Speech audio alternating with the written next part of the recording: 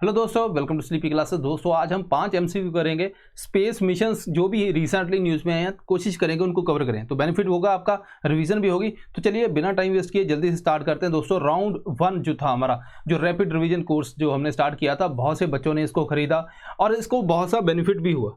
तो यहाँ पे अगर आप देखोगे तो अब इसकी कॉस्ट और कम हो चुकी है। रिकॉर्डेड लेक्चर हैं आपके, तो आप चाहो तो इसको ज्वाइन कर सकते हैं। इसके अलावा अगर आपने अभी भी लाइव जो चल रहा है वो है राउंड 2, तो इसको भी आप खरीद सकते हैं। दोस्तों इसका भी कॉस्ट है 2500। इवन जो अपना क्रैश है उसकी भी इतनी ही कॉस्ट आपको अवेलेबल है। मान लीजिए अगर आपने इंडिविजुअल कोर्स लेना है, जैसे मैं साइंस एंड टेक की बात करूं, तो यहाँ पे आपको जो है अराउंड 900 के आसपास दोस्तों ये कोर्स आपको पूरा पड़ जाएगा, जिसकी जो वैल्यू है एक्चुअल के अंदर 900 तो चलो वो कॉस्ट है वैसे, बट जो एक्चुअल के अंदर उस लेक्चर्स की वैल्यू है बहुत ज़्यादा है। तो आप चाहो तो इसको ज्वाइन कर सकते हैं। इसके अलावा 3 फुल लेंथ टेस्ट भी इसके अंदर अवेलेबल है। चलिए स्टार्ट करते हैं। पहला क्वेश्चन, पूरा क्वेश्चन नहीं पढ़ूंगा, आपने स्क्रीन यहाँ पे क्या करना है, इसको स्टॉप कीजिए और अपना आंसर निकालिए। यहाँ पे आदित्य L1 मिशन के बारे में पूछा गया है, तो यहाँ पे 4 स्टेटमेंट है, आपने बताना है कौन सी सही है। चलिए ट्राई करते हैं दोस्तों। फर्स्ट स्टेटमेंट क्या कहती है कि ये सन की जो लेयर वगैरह उनको स्टडी करता है, तो ठीक है भाई। दूसरा कहता है कि satellite will travel to L1 लैंग्वेज पॉइंट की बात की है, ठीक है, ये भी इंपॉर्टेंट पॉइंट है। देन यहाँ पे क्या है कि एक्लिप्सिस या फिर जो फ्यूल कंजप्शन है वो रिड्यूस हो जाएगी, ठीक है। करंटली जो है सोहो वहाँ पे एक ऑब्जर्वेटरी सैटेलाइट है वो अवेलेबल है, बिल्कुल सही है। तो सारी स्टेटमेंट यहाँ पे ठीक है। अब यहाँ पे बात करते हैं क्विकली। आदित्य L1 के बारे में हमने पढ़ा था। ये आदित्य L1 जो है दोस्तों, ये यहाँ पे इस पॉइंट के ऊपर जाएगा L1। अब ये लैग्रेंज पॉइंट होता है। लैग्रेंज पॉइंट का मतलब है कि जहाँ पे जैसे ग्रेविटेशनल फोर्स है, ये इधर खींचेगा सन, ये अर्थ है तो ये इधर खींचेगी। एक ऐसा पॉइंट आता है जहाँ पे जो है रिजल्टेंट फोर्स है वो नहीं लगती और जो पॉइंट है वो स्टेबल रहता है। तो इस पॉइंट के ऊपर क्या होता है कि आपको, जैसे मान लीजिए हम अर्थ है, अर्थ के लो अर्थ ऑर्बिट के अंदर जाएंगे तो कोई सैटेलाइट लॉन्च करोगे तो उसको ग्रेविटी इधर खींचेगी। बट ये पॉइंट है, जैसे आपने मैग्नेट रखा है एक इधर, बीच में एक ऐसा पॉइंट लाओ जिससे मैग्नेट इधर भी ना खींच पाए, ये इधर भी नहीं, स्टेबल पॉइंट हो जाए, वैसा ही यहाँ पे पॉइंट है।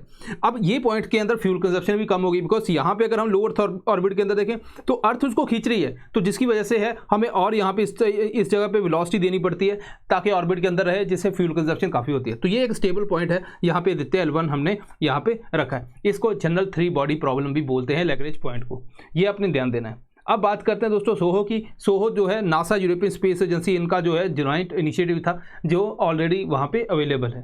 चलिए सेकंड क्वेश्चन देखिए, juice mission. Recently juice mission जो है न्यूज़ में था, ये किसने इसको लॉन्च किया?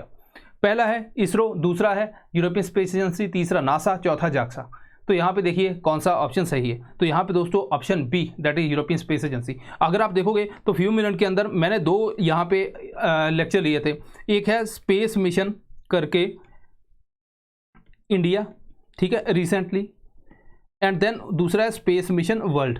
तो ये 2 लेक्चर हैं। यहाँ पे 10 जो है मिशन हमने किए थे मेजर, तो ये आपको एक बार देखना है। अगर आपके पास टाइम कम है तो PDF जरूर देख लेना उसकी, ठीक है दोस्तों। तो जूस मिशन के बारे में बात की। अब ये जो है जो जुपिटर और उसके मून्स हैं, जो स्पेशली अगर यूरोपा की बात करें, गैनमीड है, कैलिस्टो है, इनको स्टडी करेगा। ये फ्लाई बाय है, मतलब ये उसके पास जाएगा और स्टडी करते आके निकल जाएगा।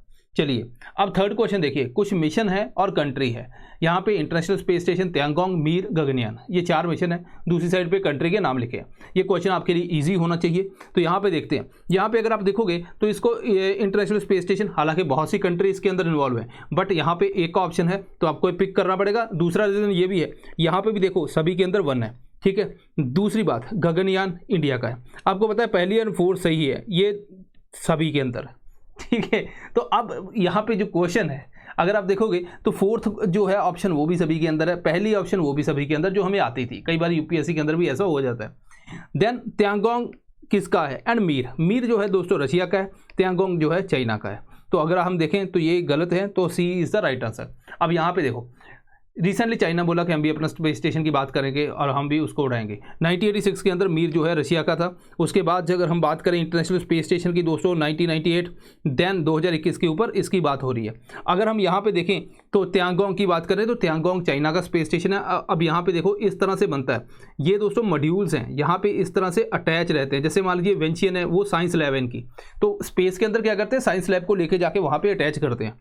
देन मेंशियन भी साइंस लैब है, शेंजू है, ये लाइफ बोट है। उसके बाद जो है रोबोटिक कार्गो शिप है दोस्तों तियांजू, या एंड त्याने, अगर बोलोगे त्याने भी आपने नाम सुना होगा। तो ये नाम आपने को ध्यान रखने हैं, क्योंकि नाम इनके ऐसे ही होते हैं चाइना वालों के, कहीं ऐसा ना हो एग्जाम में आप कंफ्यूज हो जाओ।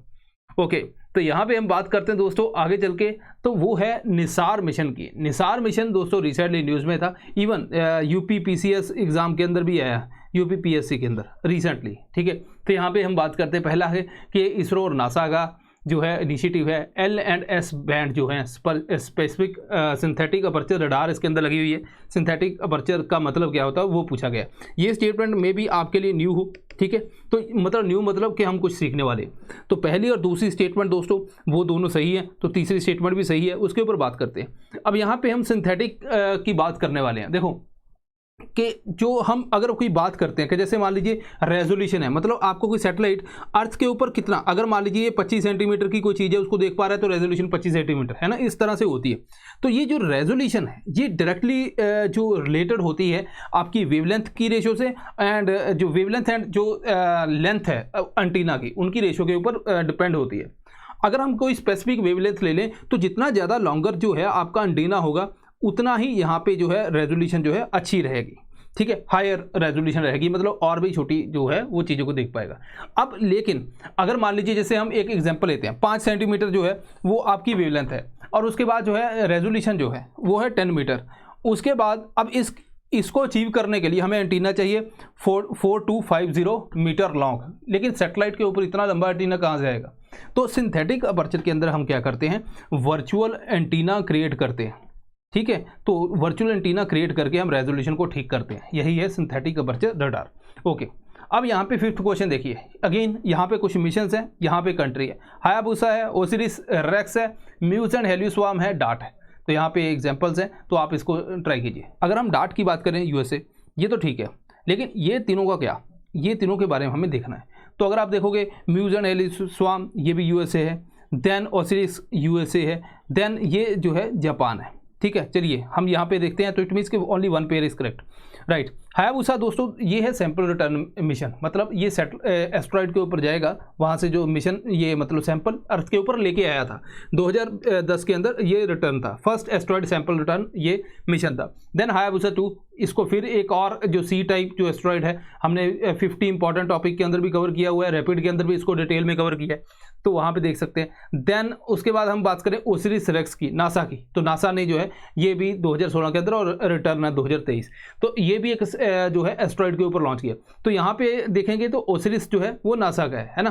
देन डार्ट मिशन नासा ने अभी रिसेंटली किया कि ये जो एस्टेरॉइड है यहाँ पे उसको स्ट्राइक करेंगे और इसका ऑर्बिट शिफ्ट करना है ताकि अर्थ के ऑर्बिट के जो है बिल्कुल पास है वो थोड़ा सा दूर हो जाए कि कल को भाई हमसे टकराए ना। तो इस तरह से दोस्तों ये सारी चीज़ें इसके अंदर अवेलेबल है, ठीक है। म्यूज हेलियोस्वार्म की बात करें दोस्तों, ये नासा का है, ये क्या करेगा, सन को ही स्टडी करेगा, जो भी डायनामिक्स ऑफ सन है वो सारे स्टडी करेगा। तो ये कुछ चीज़ें हैं दोस्तों, इतनी ही आपको इन्फॉर्मेशन थोड़ी थोड़ी रखनी है। तो आई होप कि हमने जो स्पेस मिशन के ऊपर जो मेजर मुझे लगा कि ये वाले इंपॉर्टेंट है उसको हमने कवर किया, और आपने भी जो है अगर नोट्स के अंदर नहीं है तो उसको अपडेट कर लीजिए ताकि अच्छे मार्क्स आ सके। सो मिलते हैं next time, thank you very much.